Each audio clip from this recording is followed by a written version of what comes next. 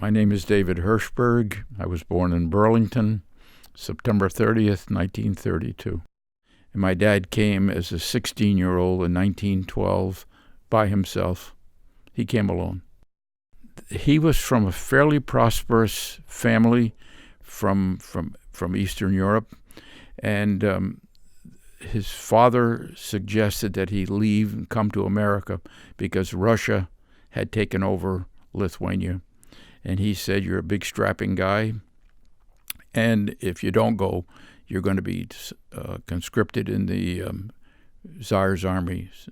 And so my father left, and when he was 16 years old, 1912. Actually, the same year the Titanic went down. They had a huge family, but most of the family stayed in Lithuania, and most of the family was wiped out in the Holocaust.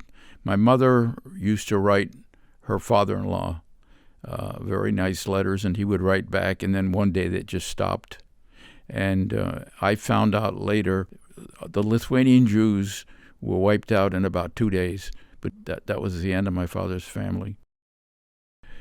He was A. Louis Hershberg, but he didn't like the Abraham part, so he always called himself Louis. He was a Damon Runyon character. I mean, he was a very handsome guy. He dressed to the nines. He was very flamboyant. He became Americanized very early.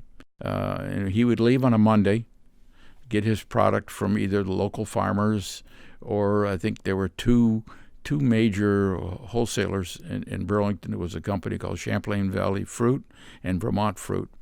And then he would leave on a Monday, and he would go up as far as South Hero, and they weren't allowed to sleep in a house. They had to sleep in a barn. So they slept in a barn with all the other peddlers, the tin knockers, the tailors, the leather makers, and they would play poker all night long. And then he'd move on to Grand Isle, and then the next day would be North Hero, and he'd always make sure that he was back for the Sabbath on Friday night. So it was like a 5-day swing. And in those days, the road from here to the islands, he said, was just a dirt road. So often it was washed out in the spring and the early fall. I think it was a hard day's work. I mean, they were on a horse and wagon no matter what the weather was. I mean, he was very fastidious, so I can't imagine him going a week without a shower. But I mean, they had to in those days because they weren't allowed in the homes. They had to sleep in the hay barns. And those must have been difficult years for him, because here's a man that had to get shaved every day and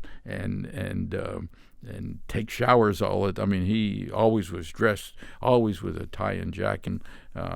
So those must have been difficult days, when he'd always make sure that he was back for the Sabbath on Friday night. He wasn't particularly religious, but he just knew that all the men congregated Friday night for services, so he wanted to be back in time. He was a very social person.